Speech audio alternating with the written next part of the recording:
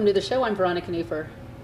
Suicide is something that has far too much affected people here in Yamhill County with their loved ones. We've heard it happen way too often, and not just Yamhill County, but throughout Oregon.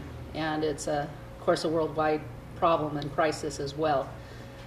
My guest today has a passion for helping people understand suicide to try preventing it. Her name is Shawn Davis. She's a licensed psychologist, and we're going to be talking about things like the statistics, how to help depressed people, warning signs, and hope for family members, and much more that she has information to show us. So thank you. Thank you, Veronica. So you want to talk a little bit about who you are and Sure. why you came to be a specialty in this area? Okay. I went into psychology rather late in life, and I was really driven by the fact that I was working in a small Christian high school, and there were so many families being touched by grief and tragedy and even suicide in families that we think, this is a good, solid family, how can this happen? And I felt my lack of knowledge. You were a counselor there? I was the guidance counselor, so mostly doing school planning and getting kids to college. But I truly didn't know what to say to parents, how to help teens who are really wrestling with severe depression or just the stressors of life. And so I'm recently licensed and working in a private practice. And this topic of suicide, and particularly with teenagers, is near and dear to my heart, because I think it's important that all of us, whether we're professionals, parents, friends, that we know what to look for and we know how to help in the best ways. Okay. So that's how I got into it. Okay, and you know, every time I hear about a suicide happening in this area, it just, I can't even imagine it. When I was younger, growing up, I remember hearing it happen once. And now it's almost like a regular thing. It's the statistics. I guess we could talk about that. It's on the top of the list of deaths, isn't it? I was thinking about that very thing when I was driving in today, that I can't remember a single peer, like close to me or more distant, that killed themselves. And yet our kids, they can name many names. And if it's not a close friend, it's the friend of a friend or the cousin of a friend, and it is a tragedy. So I pulled together a few things that just most recently have been in the news, and we look at things like people who are rich and famous who seem to have it all, television shows that are aimed towards our kids. And this is dated in 2013, and yet even then, Oregon's suicide rate was among the highest in the country, and that continues to be true. Nationally, we really see that in this 15-year period, 1999 to 2014, there was a 24% increase in suicide. That's huge. That's really big. It's male, female, doesn't matter. Ages 10 to, this says 74, but I can tell you that it really extends through the lifespan. It's hard to think of a 10-year-old considering suicide, and yet I have worked with very young people who, that's why they're coming to see me. And so it's very real. The greatest risk, and this was kind of new in the latest CDC statistics, was in females ages 10 to 14. That's where the greatest rise happened. In males, it was a bit older, more middle-aged. But that female number really caught me of how important it is at a very young age we're paying attention. The last statistic, I think it's something that we intuitively know, or it's been talked a lot about, that males tend to be more successful because they use more lethal means like guns, whereas females will, the more common methods are swallowing pills or suffocation, hanging. So that, it gets scary for friends, family, parents, counselors.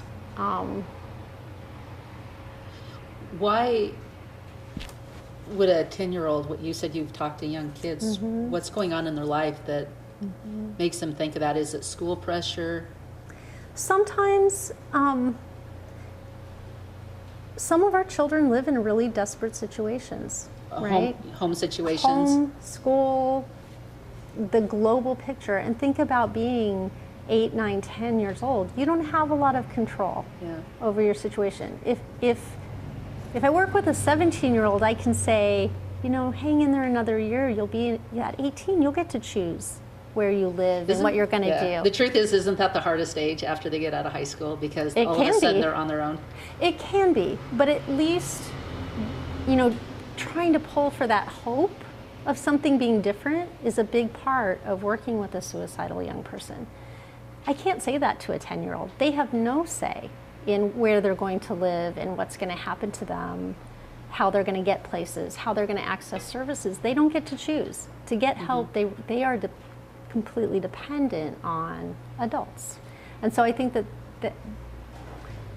because we don't face that challenge, many times we forget there is a huge population of children that every day don't know if they're going to have enough food, don't know if they're going to be safe on many different levels. And so I think that that's where you tend to see some of that. But you also sometimes have children who seem to have it all and have kind of a deeper internal struggle going on. And so it can happen even in quote unquote good families. Listening for the warning signs. I think that that's my key point, and don't just assume they're too young to think that way. So when I just talk with people, it seems like there's what makes people hopeless versus have hope is really how you talk to the person. You're a good person, and you start speaking things in their life that are true about them, versus a lot of parents get frustrated, and I do too. Sure. And you wind up putting that frustration on your kids. And so, there's a difference with, my younger son that if I have a bad day, how his day goes, depending on of course how I treat him. Right, the whole family day. ripple, yes. So is that with kids, younger kids? Is that would you say that it's how people speak to them? Largely? I think that's one piece of it. I don't know if we could say largely. I really do believe that our family relationships as our parents, mom and dad, play a very significant part in the image that we build of ourselves and the beliefs we form about the world. Is it safe or not? And so I think that those early years can be so formative, right? And sometimes there can be an actual physiological piece, maybe some piece of a brain that didn't develop the same as what a typical brain develops, or the brain doesn't produce enough serotonin, or there can be a very physiological piece to it as well. Yeah. And that's why there aren't easy answers, right? Wouldn't it be nice if we could just name the things, and yet it doesn't always make sense. Yeah. Just to put religion in here, when I was younger, I came from a single parent home. We didn't always have food. I have a lot of compassion for poor people. She couldn't afford to buy me clothes very often. But I knew to get out of poverty that when I got bigger, I needed to get good grades. When I got bigger, when I got married, I needed to find the one person to marry, not have kids prematurely, and my life would get better, and voila. Did you know you were loved?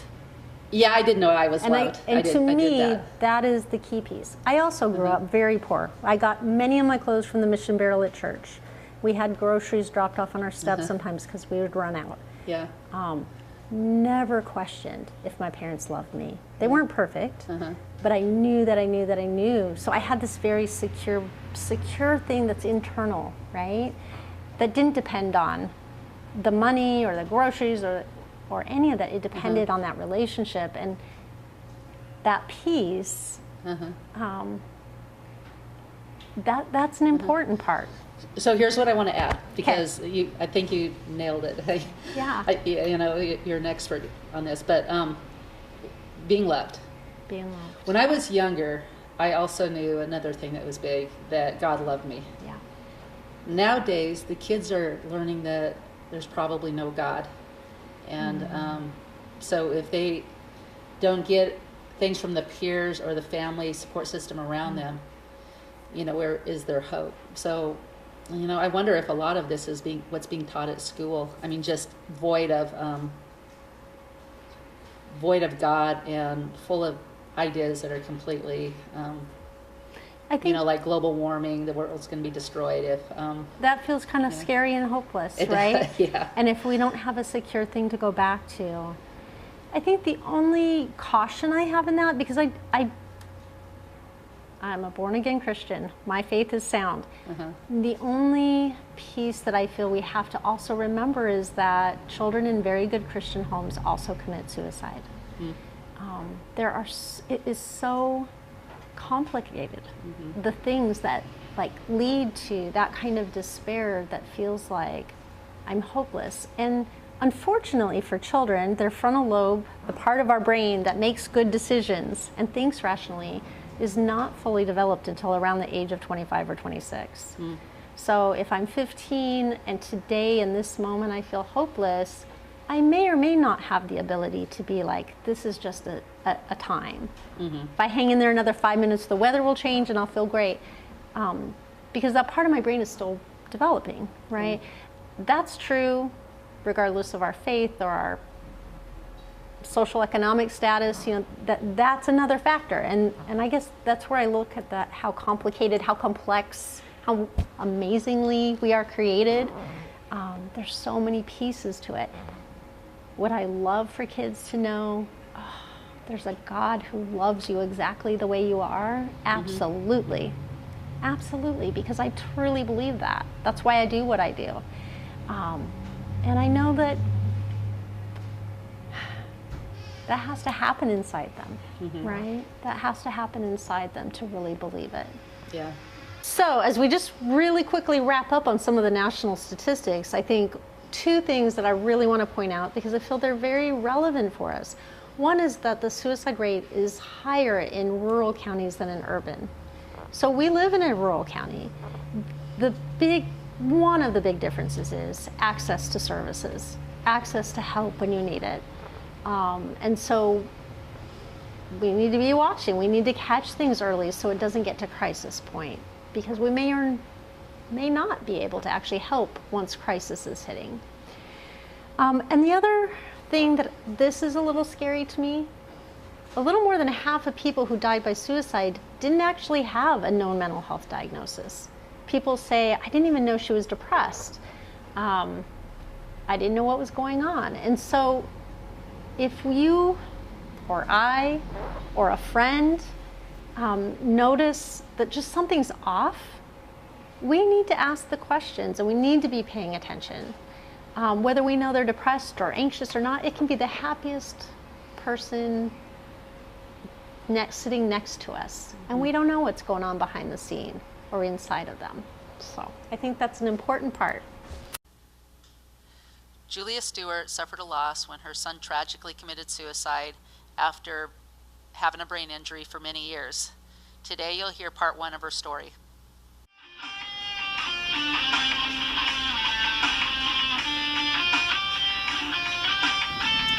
You want to talk with us about your son and about what happened with him and where you're at right now with that? Yes. You mentioned that a lot of people struggle with depression. My son didn't have depression. That's not what happened with him. He had a brain injury, a traumatic brain injury that he suffered from when he was 17 years old. And he had just finished his junior year in high school. My son's name is Afsheen Aghili, and he was a dynamic, impressive young man. He worked many hours during the week just so he could have his own car. He bought his own car and paid for his own insurance. Since he was 14 years old, he had a job. and he loved life, and he was a snowboarder and loved being outdoors, and he loved people, and he enjoyed the outdoors a lot. And so when he had his brain injury accident, it was shocking to all of us. And he was out with some guys that he knew from high school, and they were on an old gravel road and in a familiar area near where we live in Washington County. And he fell out of the back of the truck, and there were 4 boys, and 1 adult was driving. He was 18. Anyway, it was tragic because he fell out on his head and landed on a gravel road. And we didn't get the call until 2 in the morning from one of the kids' mother called us, and he was taken to the hospital emergency room where they had to pump his stomach, and we got there right when they were tearing his clothes off of him and trying to get IVs of blood samples. And we had no idea what had happened to him or who he was with. He had told us he was going to be at some friend's house, but he wasn't with the friends that he told us he was going to be with. And anyway, so this parent had allowed them to be drinking at her house. And she had a daughter who was dating one of the boys, not my son. So anyway, she never called the ambulance. She just took and stuffed my 6-foot-tall son into her little Geo car and drove him off to the hospital without checking with us. It was really a miracle that my son didn't have any broken bones in his back or spine or anything. And he suffered a broken eyebrow bone. And he was life-flighted to OHSU, where we met him there. And it was very traumatic. Is that a picture of him? This was a picture of him his junior year. So this is him after his brain injury accident. And he loved the guitar, he loved playing, self-taught. He was really talented. He would make up his own music. He learned to play the violin when he was 6 years old. And he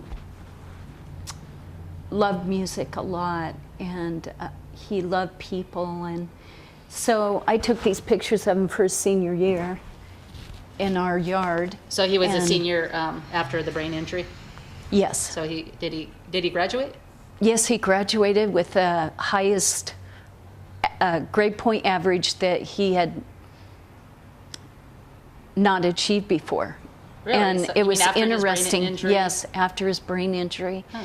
And he loved his last year in high school. They actually, I was going to show you the red thing.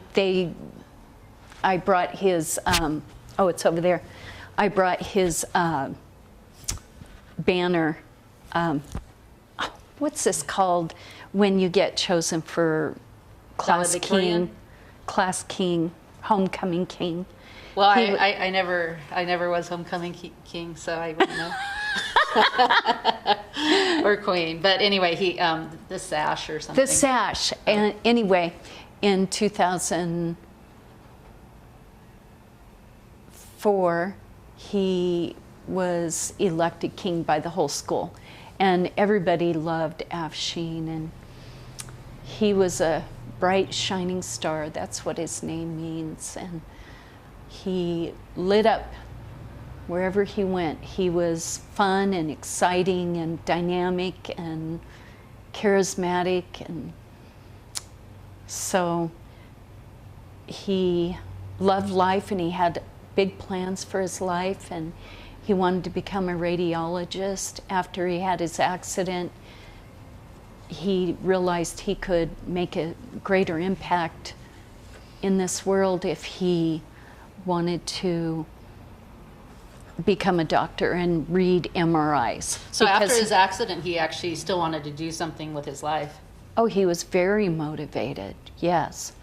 He Yeah. never gave up. In fact, it was about 2 months after his accident, he had to sleep a lot because after you hurt your brain, when you fall out on concrete, pavement road, gravel road, that's like a 8-pound bowling ball making an impact. Wow. And so it jarred his brain around and everything. But it jarred it the right way for a while. It seemed like he was thriving. He slept a lot. He needed to sleep. Sleep heals the brain a lot, we found out. And then he was seeing neurologists for therapy, and he had to go through interviews with psychologists, and we wanted to stay on top of making sure that he was getting the proper attention he needed to heal his brain.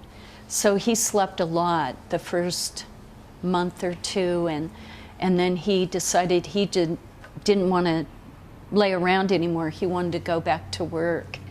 And at the time he was working at Taco Bell that summer, so before his senior year. So he went to enjoy work again. And The one in Beaverton? the one in Hillsboro, Oregon. And he seemed to be doing fine, but then we noticed that there was some changes in his personality. He began to be a lot more impatient, showing signs of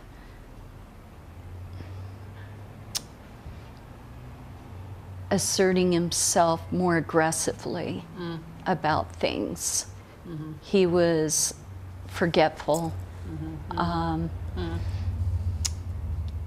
And you could see that frustrated him. There was frustration.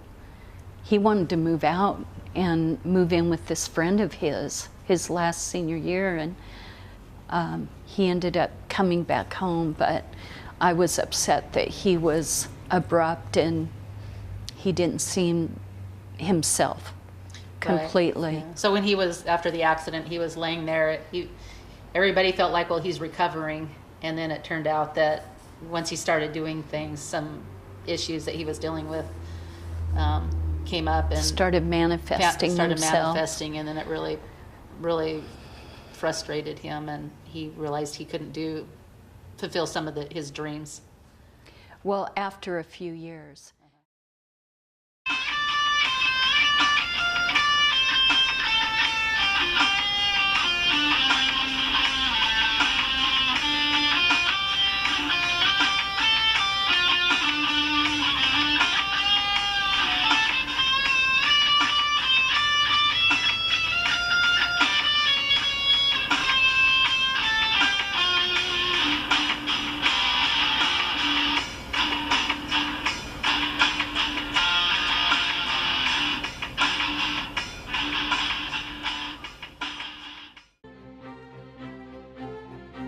Inspiration.